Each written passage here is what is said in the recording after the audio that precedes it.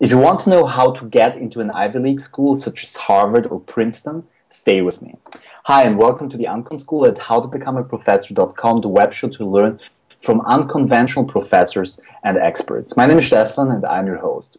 In today's session, is really the direct response to many requests I got from you guys, my audience. Many people asked me if I could do an interview on how to get admitted into really prestigious universities such as Harvard.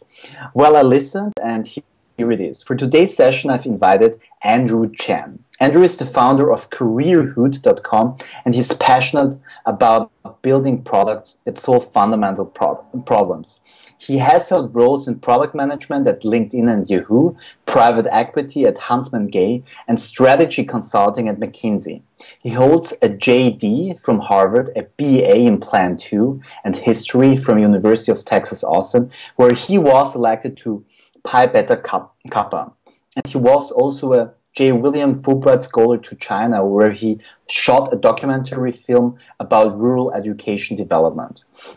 So he's a Texas native, and Andrew enjoys searching for great barbecue in his spare time, reading history and biographies, strumming his acoustic guitar, and sharpening his skills in interaction and product design. He regularly reads and has been most influenced by the entrepreneurship writings of Paul Graham, Eric Ries, and Ben Horowitz. All right, thank you, Andrew. Thank you so much for taking your time for this interview. Obviously, you have a lot on your plate, and also know that you're super busy. So again, I really appreciate the opportunity to pick your precious brain. Sure, happy to be here, Stefan. Thanks for having me. All right, so as I mentioned in the intro, the topic of today's session is how to get into so-called Ivy League schools. First of all, could you explain what an Ivy League school exactly is? Sure, absolutely. An Ivy League school is really historically a confederation of eight universities in the United States that is actually more related to a sports term than anything. The Ivy League was basically a sports conference where schools in these eight schools all participated sort of in what was called the Ivy League, as opposed to, let's say, the Big Ten League, which are, universities maybe like more in the Midwest. So the Ivy League schools today are, even though historically, again, was based on a sports conference, they actually refer to now in the public consciousness schools that are traditionally liberal arts focused, broad education rather than specialized education, often have a long history and are quite well known throughout the world. And specifically, those eight schools are Harvard, Yale, Princeton, Columbia, Dartmouth, the University of Pennsylvania, Cornell, and Brown. Those are the eight schools. All right, okay. Thank you very much for clearing this up. So the second question I'd like to ask you is, what makes Ivy League schools so special? Yeah, why is there such a huge demand in getting into the schools? Or please share that view on that with the audience. And it would be also cool if you could share your motivation, why you really wanted to get into Harvard in the first place as well. Sure, absolutely. In terms of why they're so quote-unquote special, I think that it actually has largely to do with their breadth. So the breadth and sort of, again, that liberal arts orientation, even in the sciences, toward taking an approach of teaching the philosophy of a discipline, as opposed to teaching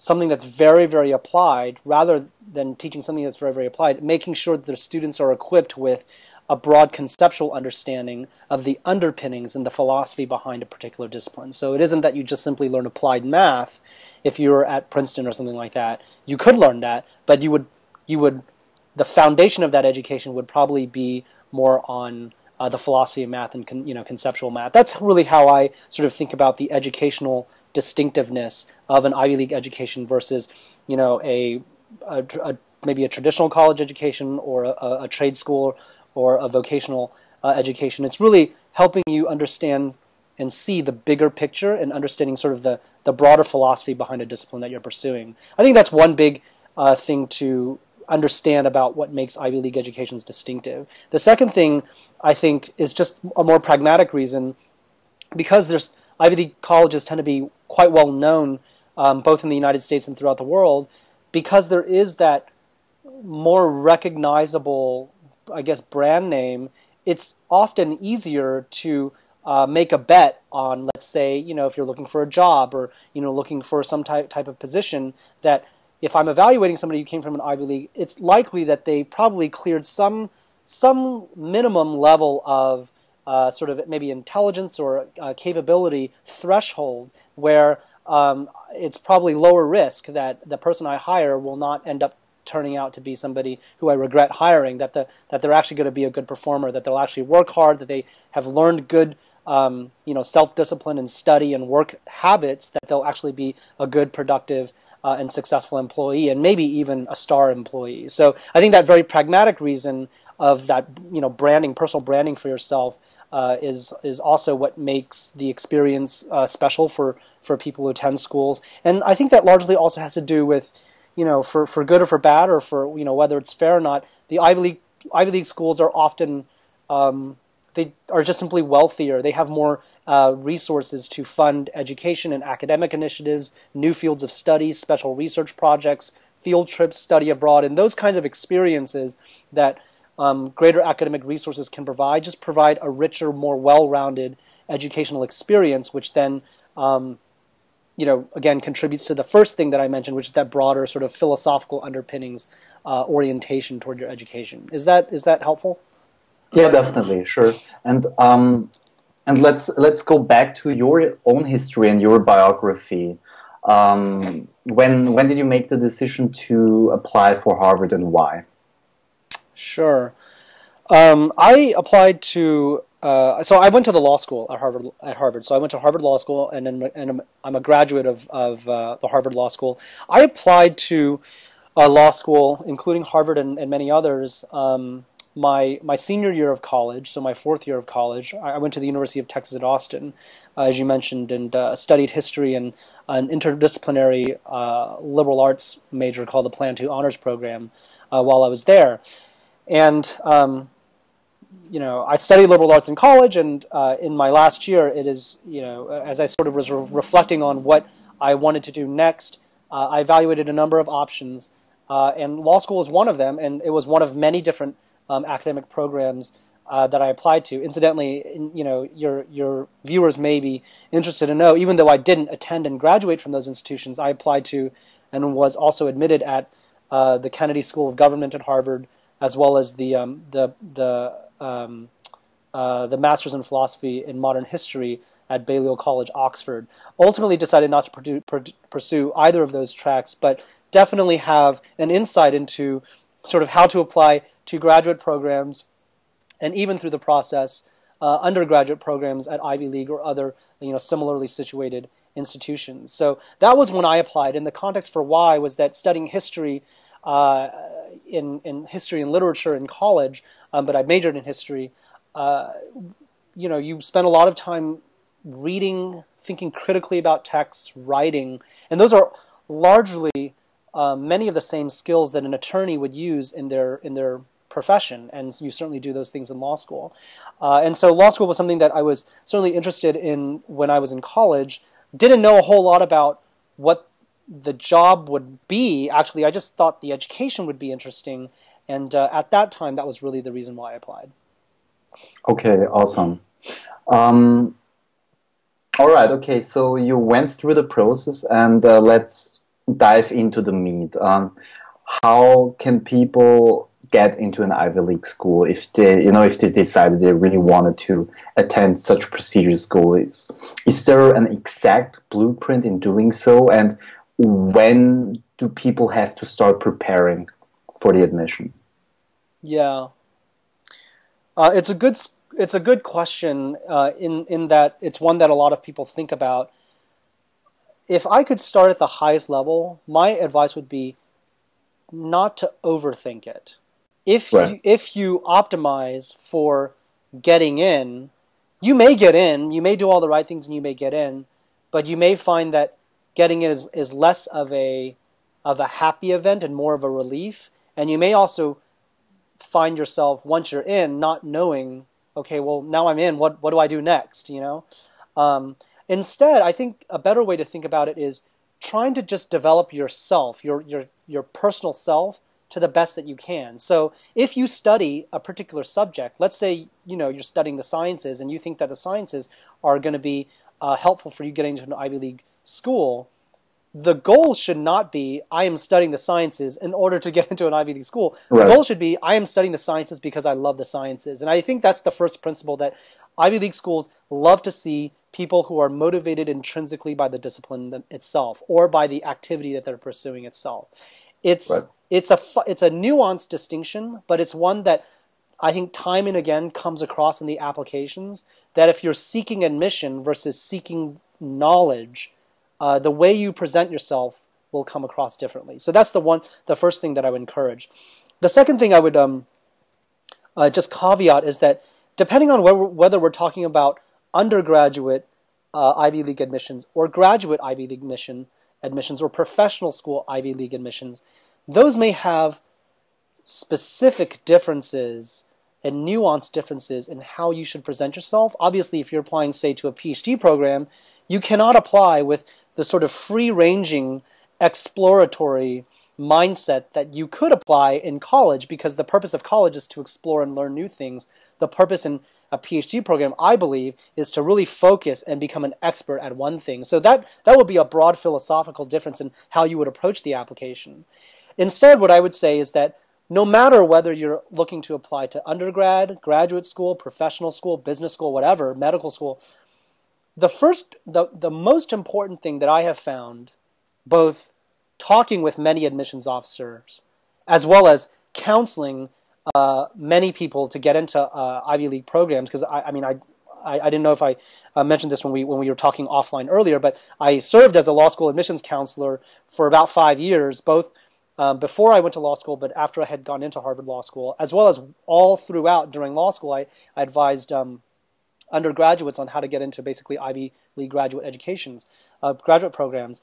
And throughout that process, and also through talking with many admissions officers, though, there are many, many things that you know, Ivy League programs look for, but there is one thing in particular that is the most important of all of them, and that is a unifying theme across all programs, undergraduate, graduate, professional, is that they are looking for leadership.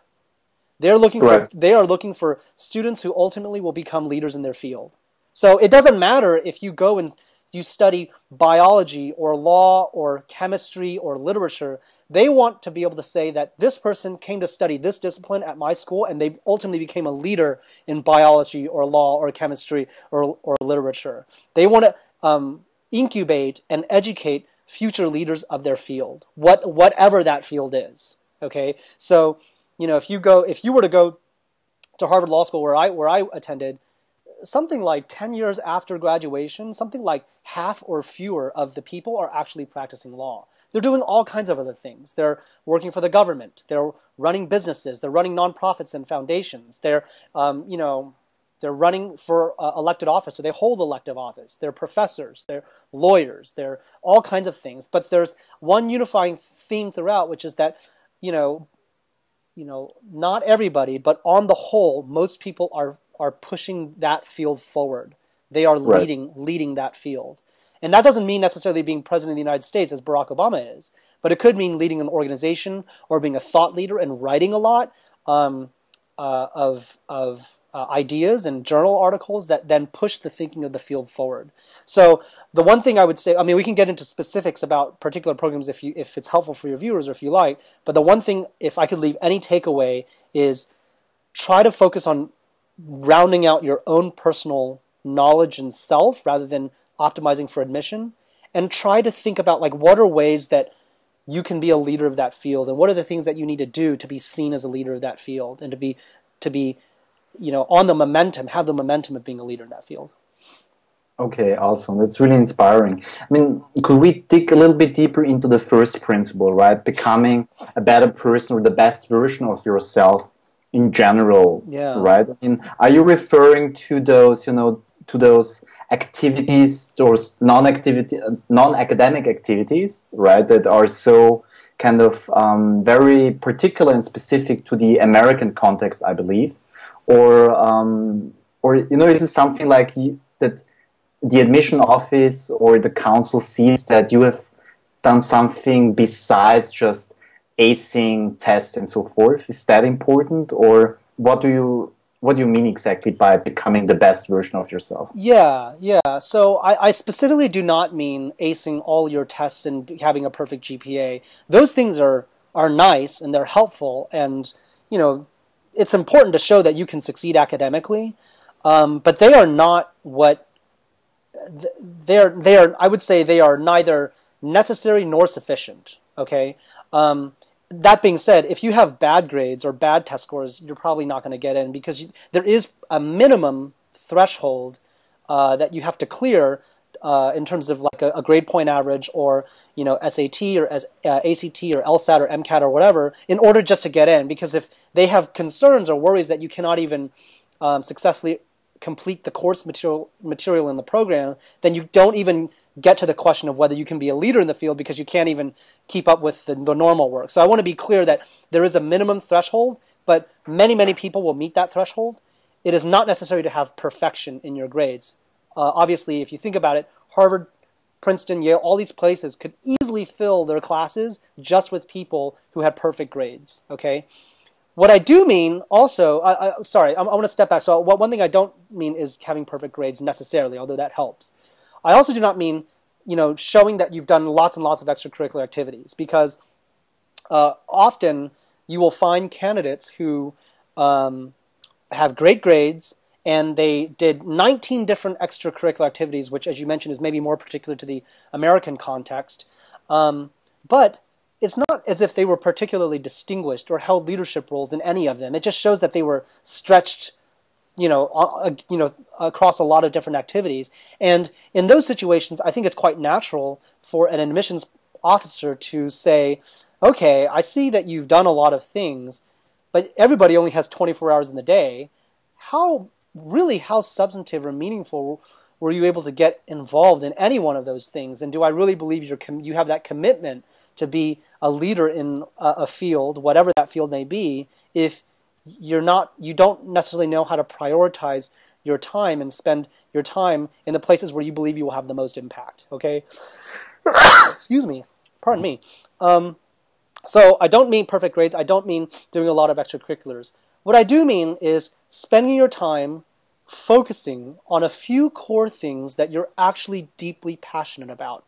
And what those things are not really critical from an admissions officer point of view. It just matters that they need to be able to see that you're committed and passionate about something. So it could be, computers. Maybe you're like really, really, really into computers, and you become like a really great programmer, and you've built a lot of really interesting things and solved some interesting computer science problems even before you've had formal training in computer science. Okay? So maybe you didn't do any sports, maybe you didn't do debate, maybe you weren't on the swim team, or maybe you didn't have other extracurricular activities, but you wrote a couple interesting research papers even before you were in college about computer science topics, or you built some kind of software that solved an important problem for yourself, or for the community around you, or maybe for your family, showing that that is the kind of thing that shows, okay, this guy really has, or this girl really has a demonstrated passion in something, because they're spending a lot of time doing this thing, and they've gotten pretty good at it, as evidenced by the article they wrote for the local paper or the local journal, or the software that they built and helped local businesses around them do something more efficiently, or run some process more efficiently. That would be like an example. It doesn't have to be in the sciences, though. It could be, let's say you were studying liberal arts. Let's say you were studying literature. Rather than showing that you can be on the swim team and on the debate team and part of student government, and basically do all these extracurricular activities, maybe you wrote a short story which was published by a local publisher and is now a book that people can buy on Amazon. Maybe you took classes at your local college to show that you've already finished all of the basic classes in your school, your high school, or if you're in college, you already finished all the undergraduate classes and now you're taking graduate school classes, and show that you're acing them.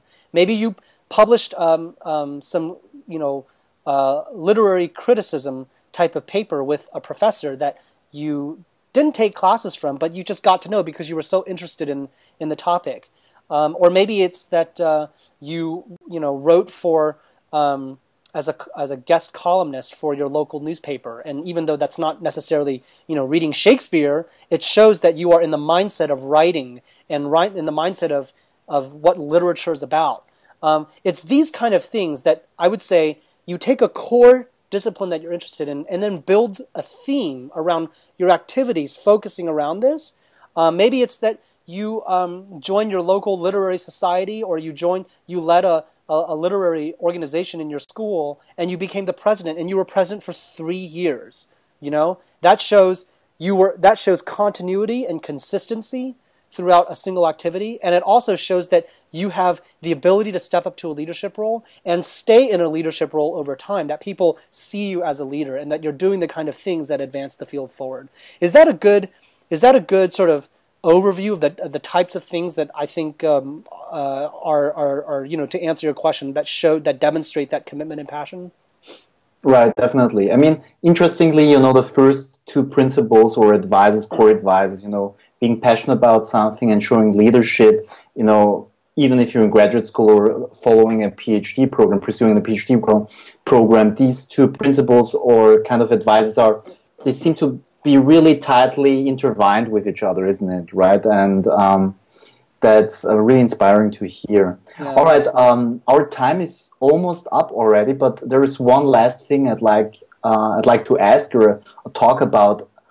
Is the very interesting ebook, and the ebook is actually the reason why I requested the interview in the first place with you. So you wrote that ebook and you published it successfully. Could you share with our audience the title of this ebook and the story behind it with my audience, please? Sure, absolutely. The ebook is called the Harvard Law Application Guide: How to Get into Harvard Law School, Whether You Have the Highest Scores or Not. So it's a mouthful, and the reason why I wrote it is because throughout my time, the 5 years or so that I was serving as a pre-law admissions advisor to different undergraduates, I found myself answering the same types of questions over and over again that they would ask, and I also saw many of the same mistakes being made over and over again. And so because I found myself repeating myself a lot, I thought to myself, I should really just write down the collection of all the different thoughts that I have encountered and all the different questions that I have encountered into one single comprehensive end-to-end guide that explains, what are the key underlying principles, like this leadership thing, like this passion thing that I've been discussing, for how to actually think about and then how to tactically apply to an elite law school. Although I would say that the principles really apply to many different types of graduate programs. When I mentioned that I had applied to and gone into the Kennedy School of Government at Harvard and the Modern History program at Balliol College, Oxford, it was exactly the same application principles. So the themes are broadly the same. And I specifically wanted to focus on, an audience that didn't necessarily have perfect scores, because when you have perfect scores, of course, particularly for law school, it becomes a lot easier to get in, as it probably is for many schools, although again, not sufficient to do so. And so a lot of people will say, well, I just don't have a good enough GPA, or I don't have a good enough law school admissions test score to get into Yale or to get into Harvard, so I'm not even going to try. When the reality is, it's just not true. You could fill the entire class at Harvard or Yale with people who had gotten perfect scores, but there are people who have actually quite low scores who get into both those schools, all the major elite law schools or all the major elite graduate schools every single year. And the book is really designed to answer why. Why does that happen, and how can you structure your own curriculum, your own path, and your own application, your own admissions application, to take advantage of the things that the admissions officer is really looking for, and to have a strong chance at getting in. So I talk about in the guide, I talk about, for example, I give a little bit of background about my own sort of background and credentials before as I was going into the application cycle, and why I was not necessarily the strongest candidate, and how I position myself in order to, be evaluated in a strong way. I talk a lot about the mindset and the psychology of what a Harvard admissions officer, or really what any Ivy League admissions officer, looks for in its applicants. And I talk about that at a very granular, detailed level. I talk about exactly how they screen for those things, exactly a step-by-step how they evaluate the application, how much time do they spend on it, what are the kinds of things they're looking for. I then break apart the application into each of the components that are evaluated. Your grades, why are they important? What's a deal breaker? How important is the trend in your grades? I talk about the major of study, your field of study. When does that matter? When does it not? What are the kinds of things that, how can you position your field of study? I talk about the LSAT, the Law School Admissions Test, and strategies around, how to both take and present yourself once you already have your scores. I talk a lot about how to solicit recommendations from your faculty advisors and your faculty professors who have taught you before, or your previous internship supervisors or extracurricular activity supervisors, and the kinds of things that they should be writing about you in order to recommend you in a strong way. And I also talk about, how to craft the personal statement, the personal essay, your statement of purpose, which is extremely important in giving a full picture of yourself to the admissions office on why you would be a good representative and ultimately a future leader graduating from the school. And then finally, I talk about, extracurricular activities and, the role that those play in the law school admissions context. So those are broadly the components that I talk about, and the kind of the reasons why I wrote the book. Okay, awesome. Sounds like a lot of content, a lot of substantial content. Could you, who are the perfect people? I mean, what kind of audience are you aiming for, right? Who are they? Should they be currently in high school, or should they already graduated from a college? Yeah. And should they just be, interested in law school, or, as you said before, are those principles, or is this kind of ebook also applicable for other programs, graduate programs as well? Yeah, absolutely. So I can use real data and tell you the kind of profile of people who have purchased the books, and it has been extremely wide-ranging. So I have gotten purchases from people who are in their freshman year of high school, and they just know they want to go to law school even now. And so they want to get a sense at a very early age what they need to do in order to be seen as a strong candidate. I've gotten purchases also from people who are in college now and are looking at the next step, and they want to know how they should be thinking about more tactically the law school, the graduate Ivy admissions process.